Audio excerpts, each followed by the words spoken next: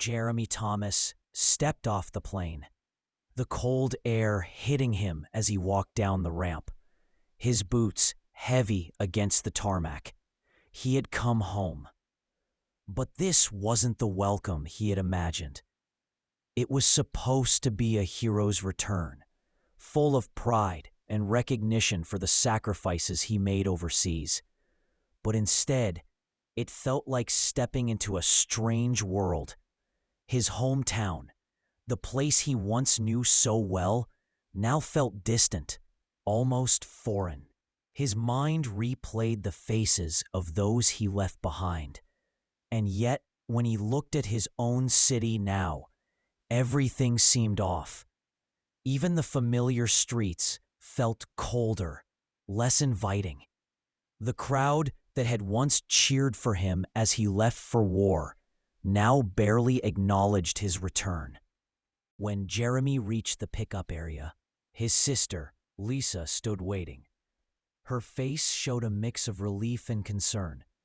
She hadn't seen him in months, but the moment she laid eyes on him, she knew something was different.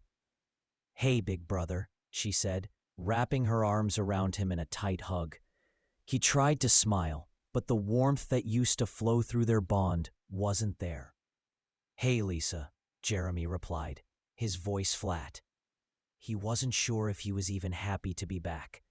He felt disconnected, like he had come back from a different world entirely.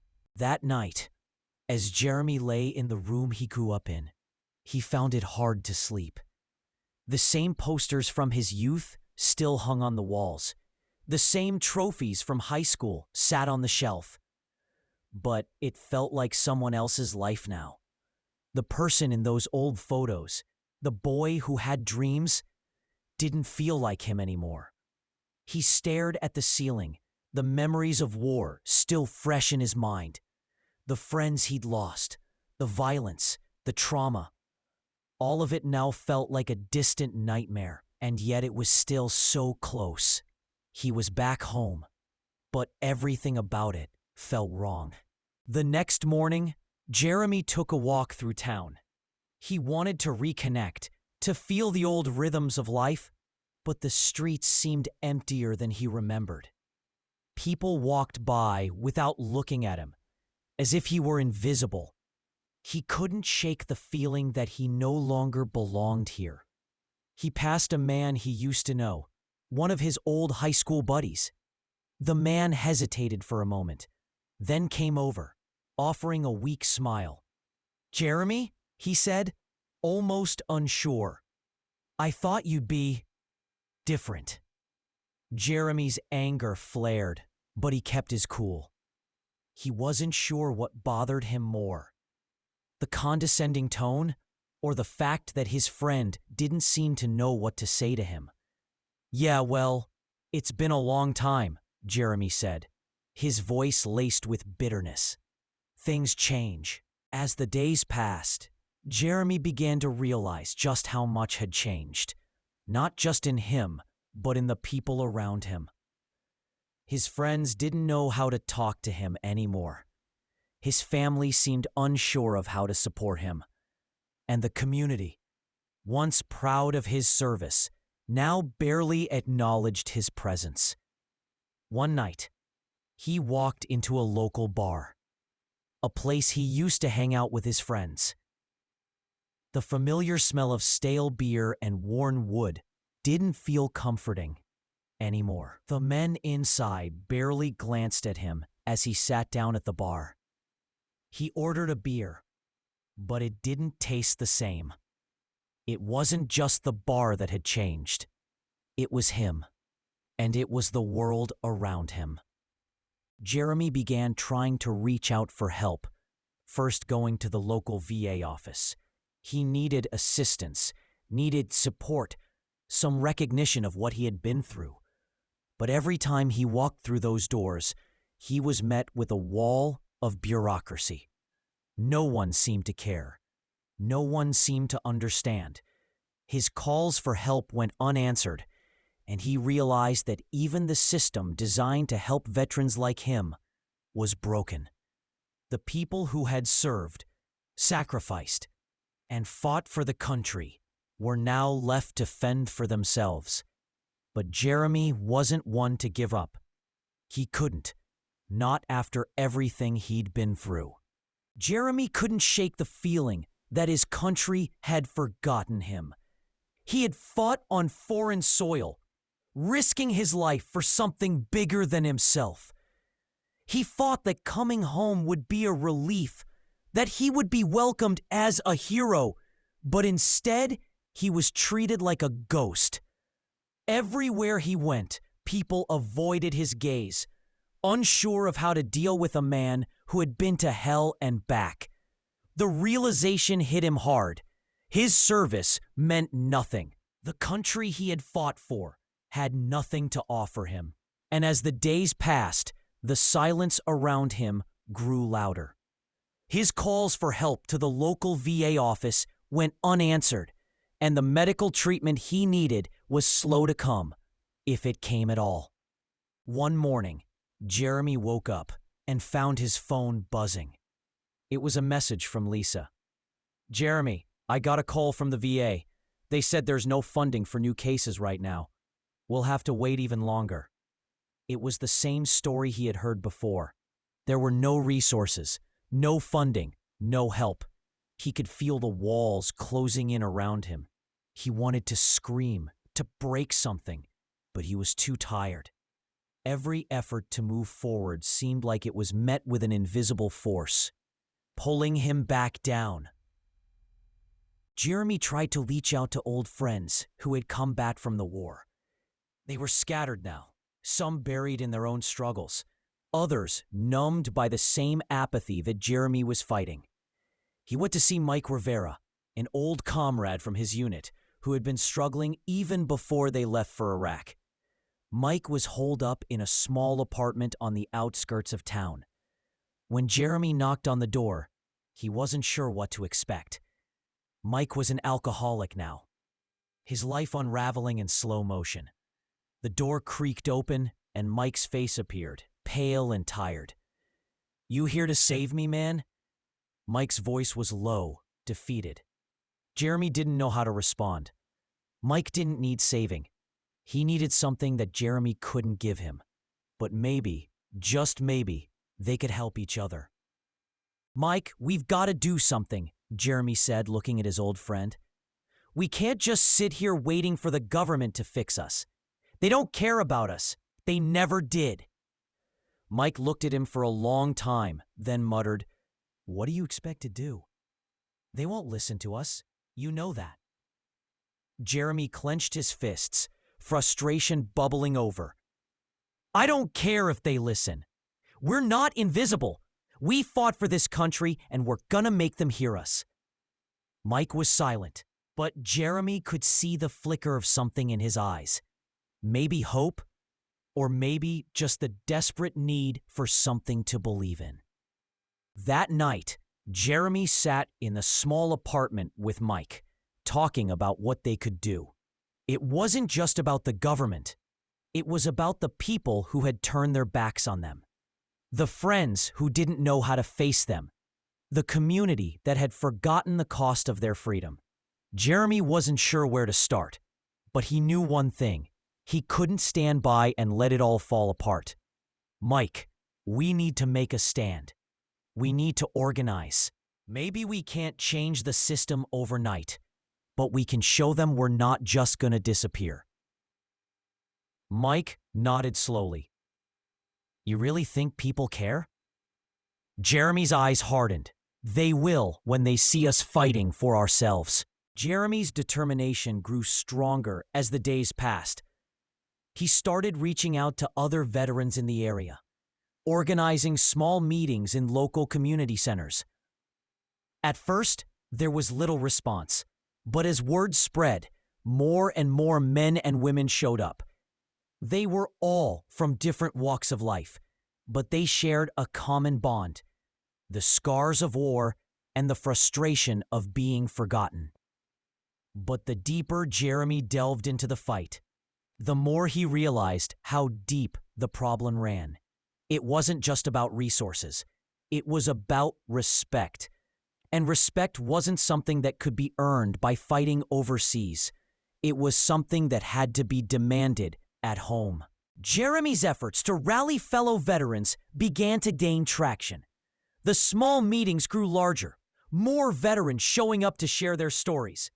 They spoke about the same issues: lack of healthcare, emotional trauma, and the overwhelming feeling of being discarded by the very country they fought to protect. It became clear that this wasn't just about Jeremy. It was about a movement. But as their numbers grew, so did the opposition. Local politicians began to take notice, but not in the way Jeremy hoped. They dismissed their efforts as mere complaints from disgruntled soldiers, something to be ignored. The media barely acknowledged their cause, and those who did painted them as bitter, broken men. One day, Jeremy and his group organized a protest outside the local VA office. They stood together holding signs that read, "We fought for you, now fight for us," and "Veterans deserve better." It was a small group, but their voices were loud. They had no idea how big this would become, but they knew they had to start somewhere. As they stood there, a reporter approached, asking Jeremy for a statement.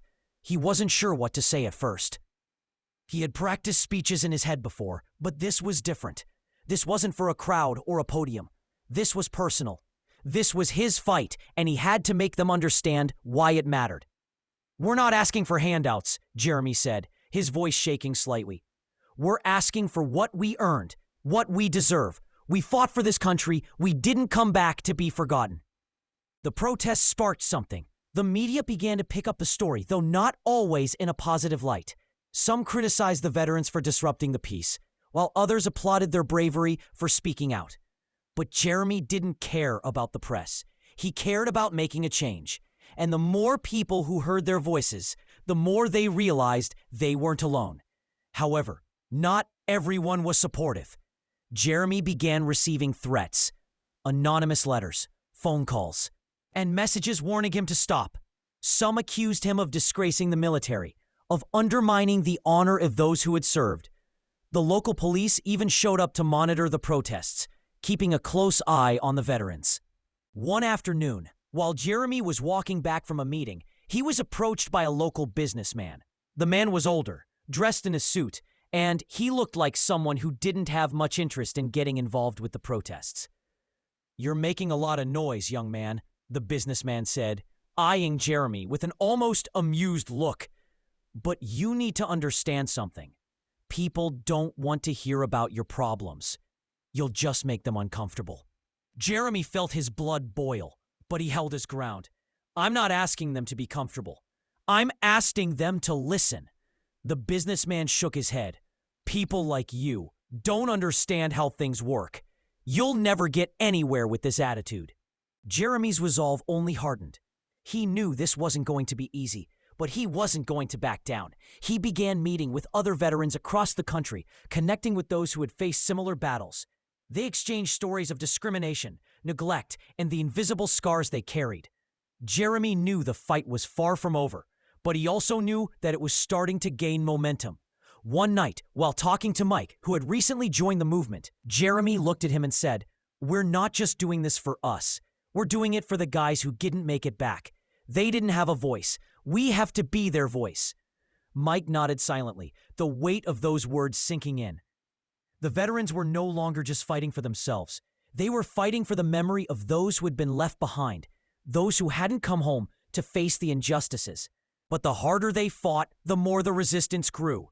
Jeremy's movement was gaining traction, but it was also making people uncomfortable. Local officials and powerful figures in the community began to push back. They painted the veterans as troublemakers, as a threat to the status quo. Jeremy found himself at odds with those he once trusted, and it was starting to take a toll on his spirit. He realized that this fight wasn't just about policy. It was about changing the way the country saw veterans. It was about making the nation confront the uncomfortable truths of war, the aftermath, and the real cost of the lives it destroyed. And as he stood at the front of the movement, he knew that he was on the front lines of a battle that would last far longer than he ever expected. The more Jeremy fought, the more it felt like the world was closing in on him. What had started as a small protest had turned into a full-scale movement. They were organizing marches, calling out the government, and even getting national attention. But with that attention came consequences. The local community that had once cheered him on was now divided. Some supported him, but many viewed him as a threat, and the more he spoke out, the more enemies he made. It wasn't just the people on the outside. Jeremy could feel the strain within his own family. Lisa, who had always supported him, was starting to pull away. She was scared, not just for him, but for the toll this fight was taking on their lives. She didn't know how much longer she could stand by and watch her brother self-destruct. One evening, as Jeremy walked into his apartment after another heated protest, he was greeted by a call from Lisa. Her voice was shaky, her words coming out in a rush. "Jeremy, I don't know how much longer I can do this. I can't watch you keep pushing yourself like this. It's tearing us apart." Jeremy clenched the phone tighter, his anger rising. "Lisa, you don't understand. We have to do this. They need to know what we've been through. We're not just some forgotten soldiers. We fought for them."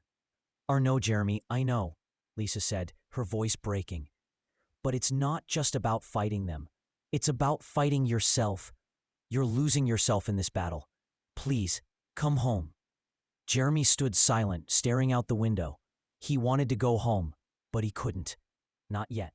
The protests grew larger, and so did the resistance. One evening, as Jeremy was preparing for another rally, the phone rang again. This time it was the police. They had gotten wind of an impending confrontation between his group and a group of counter-protesters. Jeremy knew that things were about to get ugly. He met with his group before the rally, trying to prepare them for the worst. "We're doing this for something bigger than ourselves. If they want to fight us, let them. But we can't back down. We've got to show them we're not afraid anymore." His words were met with silent nods, but Jeremy could see the fear in their eyes. They were all scared. They knew that this could escalate quickly, and they were afraid of what might happen. The protest was a disaster. What had started as a peaceful march quickly devolved into chaos. The counter-protesters were violent, and the police were there in full force, pushing back against the veterans with force. Jeremy found himself caught in the middle, surrounded by chaos and confusion. The streets erupted with shouting, and suddenly, everything felt like it was spiraling out of control. At one point, he found himself face to face with a police officer, the two of them standing inches apart. The officer's eyes were cold, filled with contempt.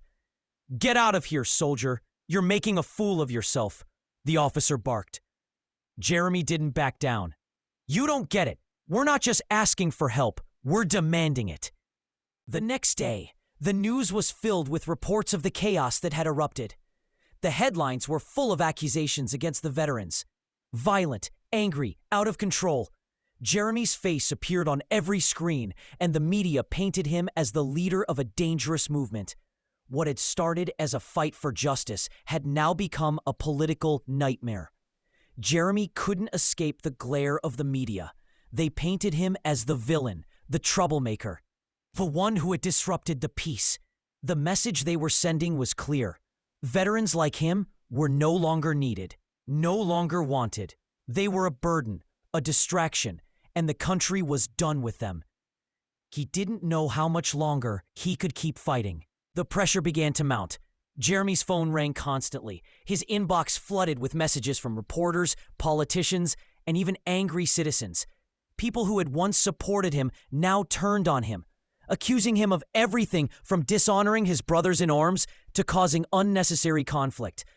But it was the threats that scared him the most. Anonymous messages warning him to stop or else. His sister Lisa called again. "Jeremy, I'm begging you, please stop. It's not worth it. They're going to destroy you." "I can't stop, Lisa," Jeremy replied, his voice quiet but resolute. "I can't let them erase us. I won't let them forget what we did." But as the days passed, Jeremy could feel the weight of his fight bearing down on him. Every protest, every rally, every word he spoke seemed to take a piece of him away. The struggle for justice had turned into a personal war, and Jeremy was beginning to wonder if he was fighting for the right reasons, or if he was just too far gone to stay. But days after the protest were a blur. Jeremy couldn't escape the constant barrage of media attention, both negative and positive. The government, sensing the public outcry, made small promises of reform. But Jeremy knew it was too little, too late. The damage had already been done. The country had seen their faces, heard their voices, and now they were ready to move on. But for Jeremy, there was no moving on. The fight had become a part of him, something that he couldn't walk away from, even if it meant sacrificing everything. The toll it had taken on his health, his family, and his soul was immeasurable. As he stood in front of the mirror one evening, staring at the man who had fought so hard for his brothers and sisters in arms, Jeremy felt an overwhelming sense of exhaustion. His body was broken, his mind weary. But there was something else, something that had been growing within him for a long time. Was it worth it? He whispered to himself. Did I make a difference? He didn't know the answer. The country had noticed, yes. But had things really changed? Would they remember the names of the veterans who had fought for them? Or would they forget once the headlines faded? Would their stories be heard? Or would they become another forgotten chapter in history? Would they remember the names of the veterans who had fought for them? Jeremy sat down with Lisa one evening, the weight of everything hanging between them. She hadn't given up on him, but the distance between them had grown. The strain was undeniable. I can't do this anymore, Jeremy, she said softly, her voice trembling. You're not the man I knew. This fight, it's consuming you. It's like you've become someone else. Jeremy wanted to argue, to tell her that he was doing this for the right reasons, that it mattered. But deep down, he knew she was right. He had changed. The fight for justice had cost him pieces of himself, and now it seemed like the price was too high. I'm sorry, Lisa, he said, his voice thick with emotion. I didn't mean for this to happen. I didn't want to lose you. Lisa shook her head. You haven't lost me. You've lost yourself. Jeremy found himself standing in front of the local VA office once again, the place that had started it all. The protests, the rallies, the media storm, all of it had led him here. He had come to demand justice, but now he wasn't sure what he was demanding anymore. The building stood tall and indifferent, a symbol of the bureaucracy that had failed them all. Jeremy could feel the eyes of the people around him, the veterans who had joined him in this fight. They were looking to him for answers, for hope. But Jeremy didn't have any answers anymore. The country had given him a glimpse of change, but it wasn't enough.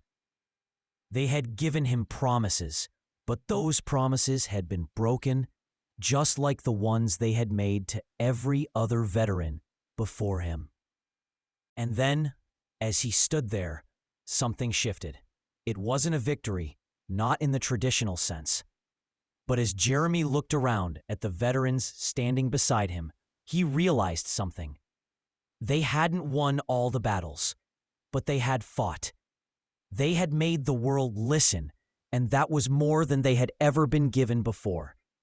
We may not have changed everything, Jeremy said, his voice steady, but we've made our voices heard, and that's more than any of us could have ever asked for. For the first time in a long time, Jeremy felt something like peace. The fight wasn't over, and the scars would never fade, but they had come together, and in that moment, he knew that their stories, Their struggles would never be forgotten. As he walked away from the VA office, Jeremy knew that his life would never be the same. He had given everything to this fight, and though it had cost him more than he could ever repay, it had also given him something invaluable. It had given him a purpose. But that purpose was no longer about fighting against the world. It was about making peace with the fight within himself. And as he looked toward the future, Jeremy realized that it was time to heal, to rebuild, and to move forward, not just for himself, but for all the veterans who had stood with him. They may not have gotten everything they deserved, but they had stood tall, and that in itself was a victory.